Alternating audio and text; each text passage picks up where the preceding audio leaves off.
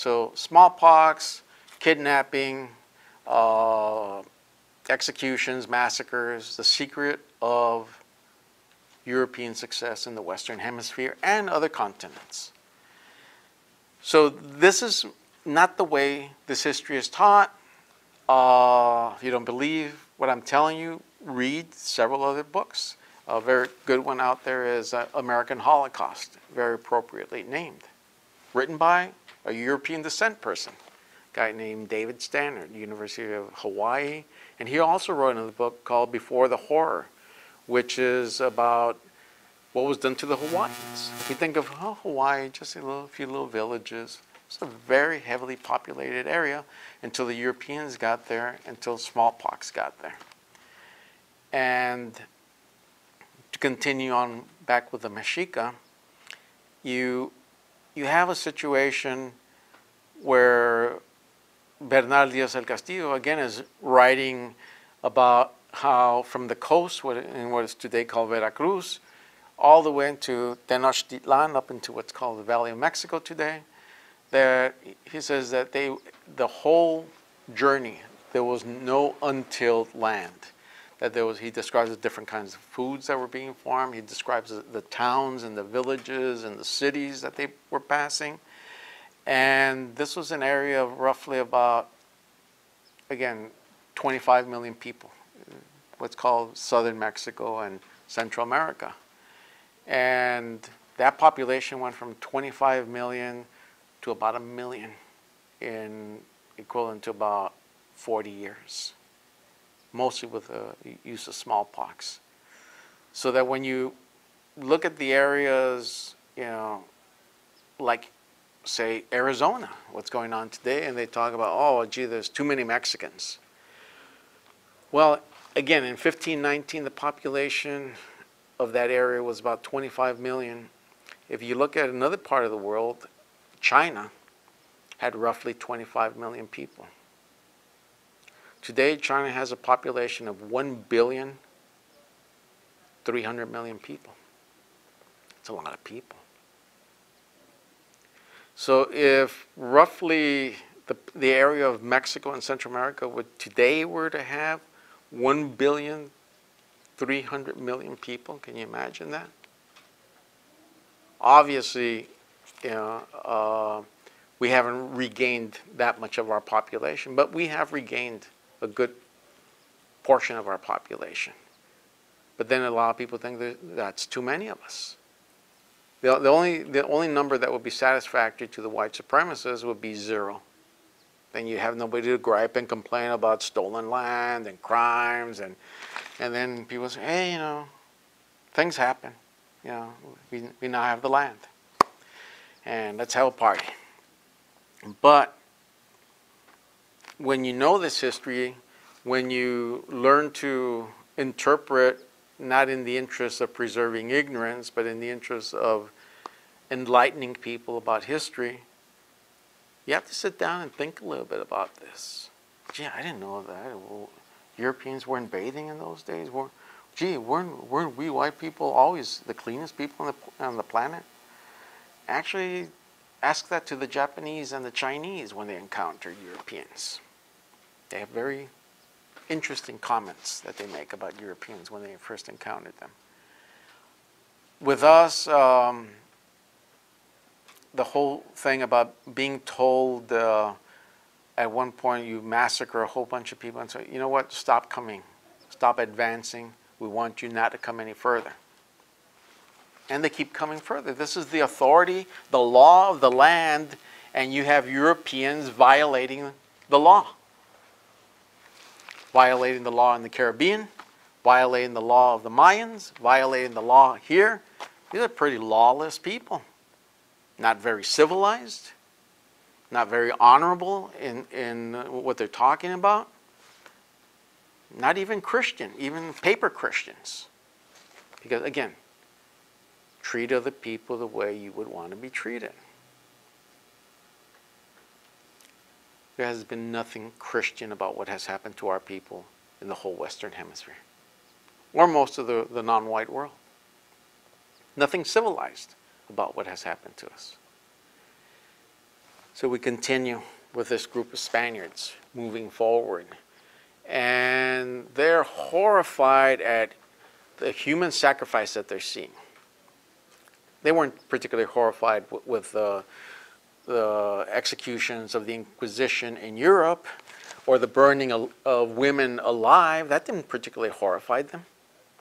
There was more human sacrifice to the God Jesus Christ in Europe than there were ever in the whole Western Hemisphere, as far as there was human sacrifice. In spite of, we're not the ones that say, oh, there was no human sacrifice. Human sacrifice has been going on in all cultures around the world, but not to the extent that Europeans have done human sacrifice. And this is the bizarre thing. They are horrified by seeing human sacrifice here. They are so horrified that they start killing everywhere they go. So finally, they enter the valley. They had seen these other cities, the city of Cholula, which was over 100,000 people, the city of Tlaxcala, the city of Huechotzinco.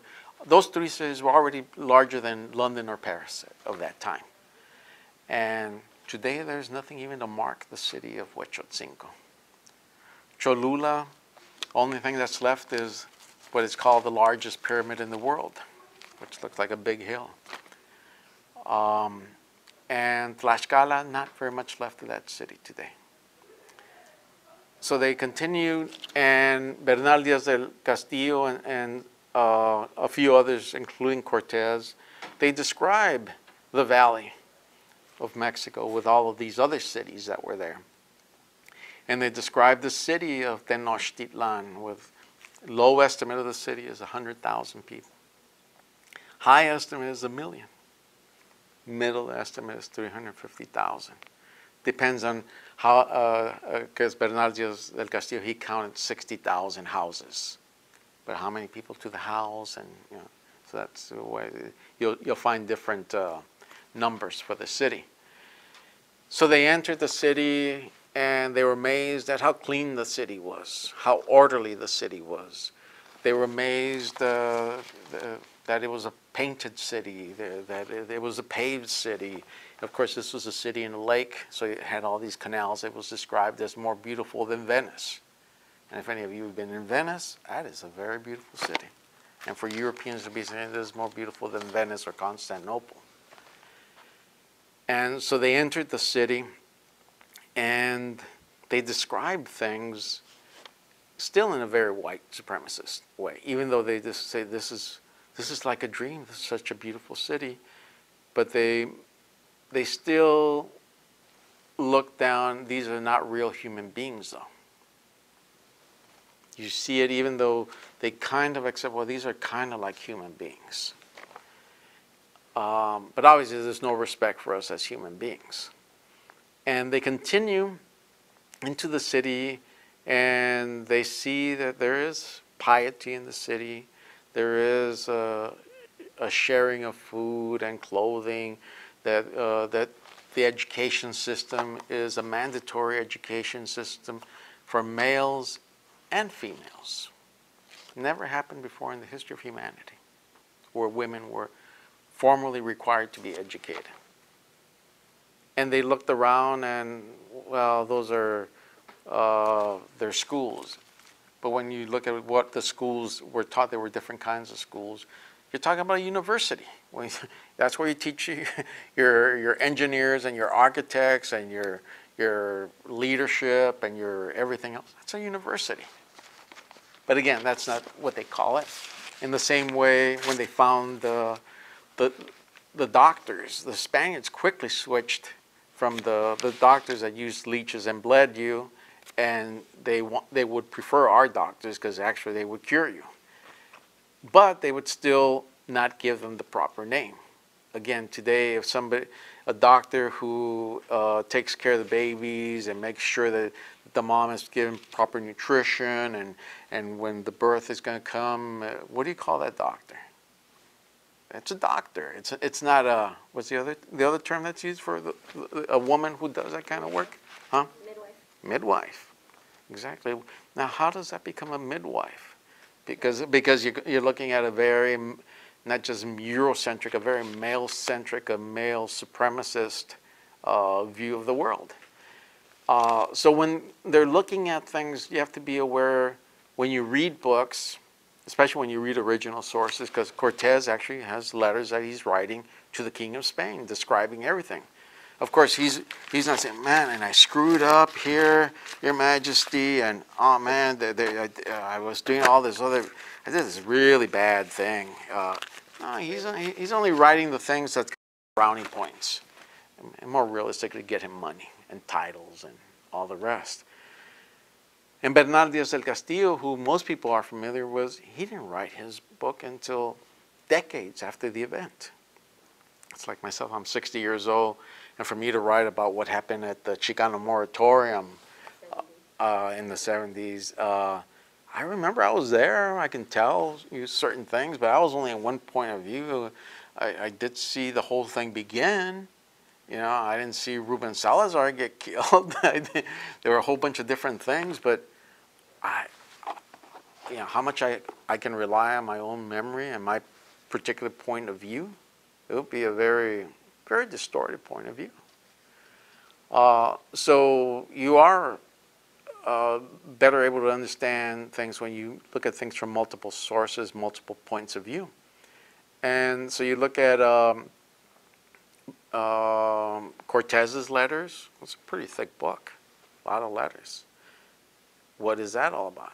Read the journals of even Columbus, and you see what a monster this guy is. See, we got Columbus Day coming up, but what you're not going to be told is that Columbus was taken in chains back to Spain because the Spaniards themselves were horrified at what this guy was doing. And these are people that were not necessarily very easily horrified. And meanwhile, you're going to have a day honoring this monster. It's equivalent to having Hitler Day. So we get back to the Spaniards in the city, and you read it from Cortez's point of view and Bernal Díaz's point of view. And there's a guy named Gomara who also wrote, but he was never there. But he wrote about it.